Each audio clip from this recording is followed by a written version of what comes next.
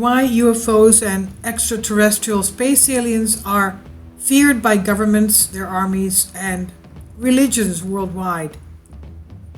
They're terrified because, of course, it's a national security threat. Flying saucers are unwanted in the army, in politics, and in religion. Armies, politics, and religion systematically try to either ignore or disprove or ridicule thousands of credible observations, not only for the so-called flying saucers, but mainly for the appearance of their human-shaped passengers. This shocking statement was not made by a random person, but by Pavlos Santorinis, an emeritus professor at the National Technical University of Athens and one of the most important Greek inventors, and this is what he explains. The appearance of flying saucers with extraterrestrial beings is a highly undesirable phenomenon for the various authorities, military, political, and religious. The military authorities, especially the American ones, are convinced that they determine the fate of the world. Therefore, for no reason do they want to admit that it is possible for the riders, the people occupying these flying saucers, to appear on Earth, who can, if they want, completely paralyze any military authority on Earth. I'm translating this from a Greek article for you. So, going on with it. For this reason, the U.S. Army has always systematically refuted even the authenticity of the observations about the flying saucers on Earth. However, after a very serious incident, and in particular, the power outage in a large part of the United States, focusing on New York, the U.S. government commissioned the University of Colorado to conduct a purely scientific research on the subject of flying saucers. Now, this is an article from 1967, but still, it relates to today because nothing much has changed since then. They still have kept it under wraps. Going on with this article. Until then, while all the eminent scientists knew the reality, none of them dared to expose themselves with their responsible public statements for fear of being expelled from their position. Pavlos Santorinis also explains why he has a fear of flying saucers and their passengers, why politicians fear and are terrified of these flying saucers, these extraterrestrials, and whoever is flying them, whoever is behind them. Quote, for the political authorities, the appearance of these human beings is equally undesirable because in the event of their group appearance on our planet, there will be a general panic with the immediate result of the disappearance of all order and the collapse of political authorities, end quote. But this issue is of particular concern to religion, as mentioned by Pavlos Santorinis. Quote, the practical proof of the existence of extraterrestrial beings would perhaps create even greater confusion among the various religious authorities.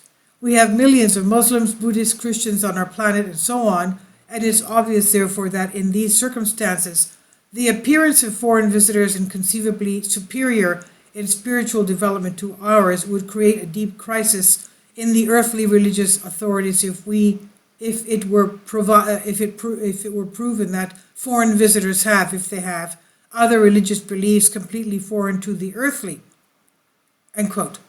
Regarding the form of these extraterrestrial beings, Pavlos Santorini stressed that eyewitness accounts spoke of flying saucers which were 90 to 110 centimeters high, with wide backs. These flying saucers and the occupants were short, basically about 120, about 3 feet high, 4 feet high, with wide backs, 2 arms, 2 legs, and a characteristic leaping gait, jumping. Their relatively large heads were protected in a metal scuba gear, apparently due to the unsuitability of the atmospheric air for their breathing.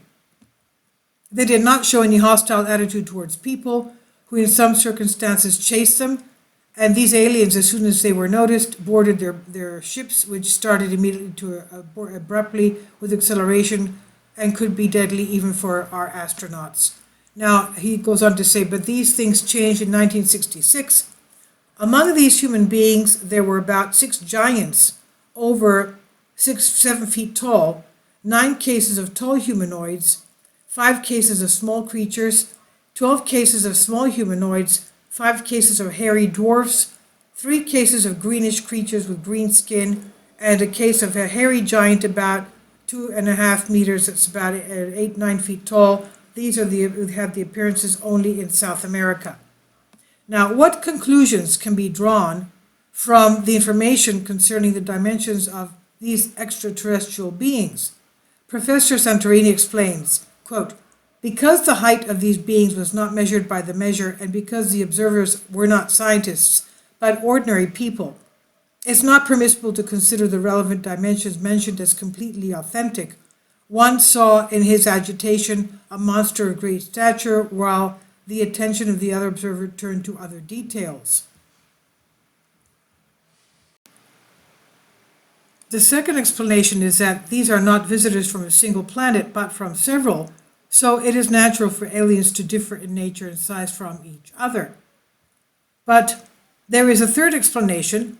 It was given by French scientist Aimé Michel, who hypothesized that these human-like creatures might not be real foreign visitors to us, but simply various artificial or biological robots which come out of their flying vehicles to make some observations useful for their invisible to us bosses. In this case, the various artificial robots could very well be of different dimensions, depending on the nature of the project that they came to perform on Earth. In fact, however, that in many cases, the fact is human beings actually move in a characteristic way like robots, although some of them had more natural movements similar to the movements of living organisms. Regarding the origin of these extraterrestrial creatures, Professor Santorini stated the following.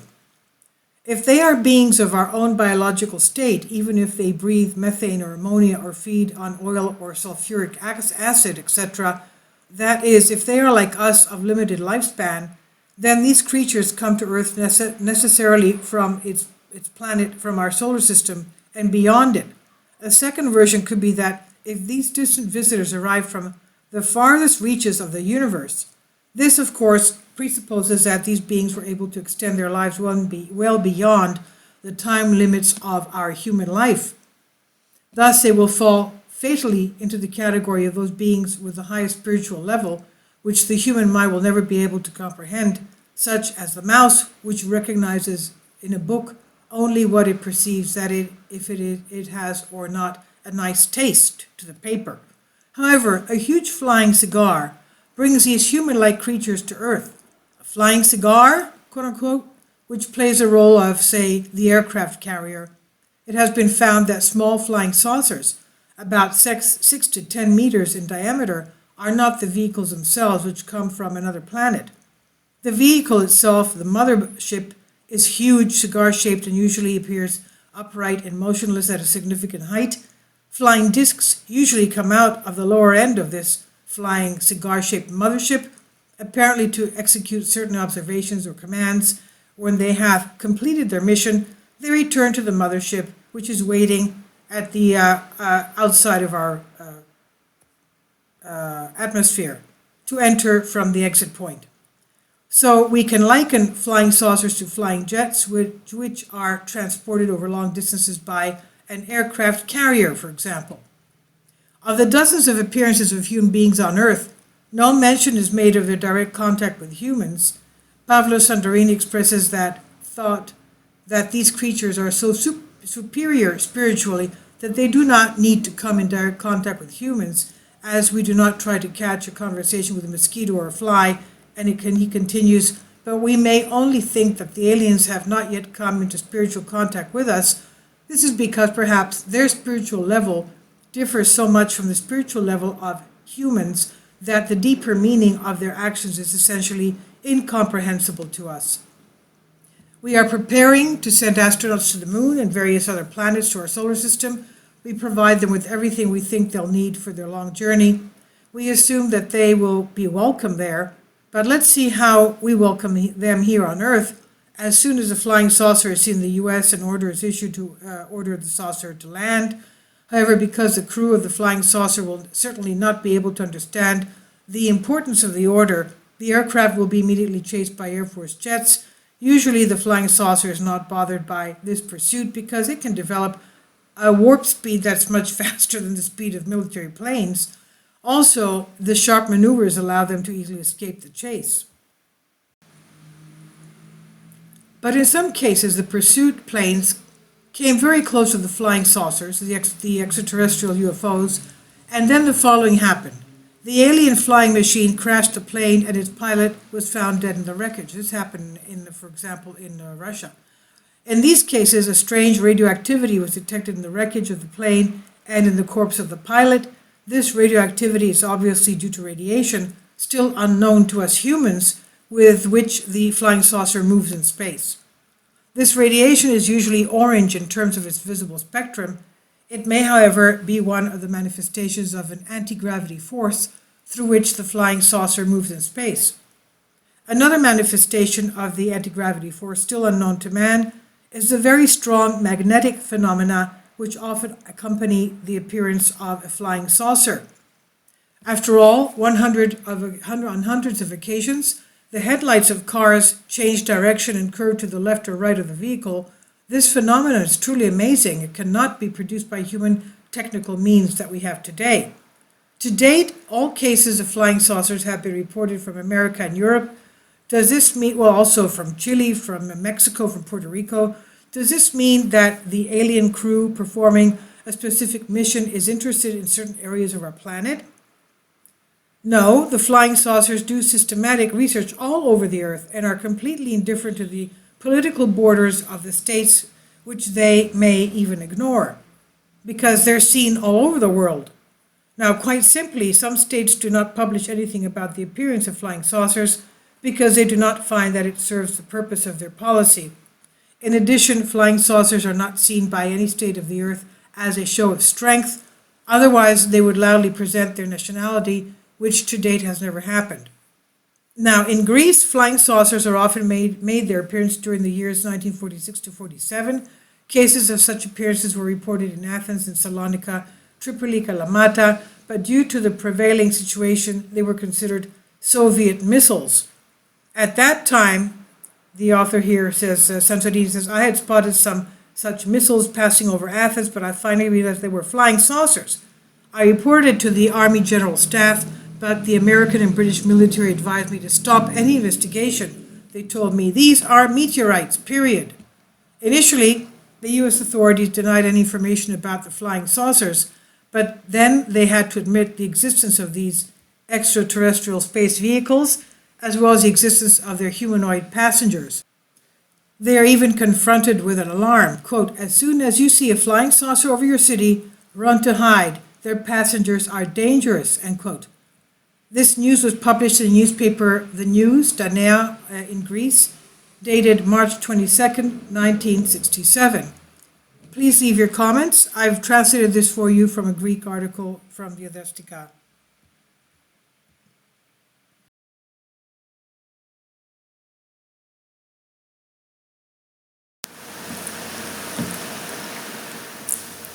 If you'd like to join me on my Patreon account, you will hear content not covered by mainstream media. These riveting stories will be based on my research, and I will state my opinions and give my personal insight on diverse and controversial subjects and world events not covered by mainstream media, and not supported by YouTube guidelines. So whatever I have on my Patreon, most of those will not be on my YouTube channel. Please consider becoming a member today. More of the most significant and important videos will be on my Patreon channel. Your support helps me to continue my research and keeps this YouTube channel alive. And we depend on your support, your generous charity, because we help economically challenged families here in Athens, Greece, in Kapota, and we also help the young generation with university tuition and the community around our church. Thank you.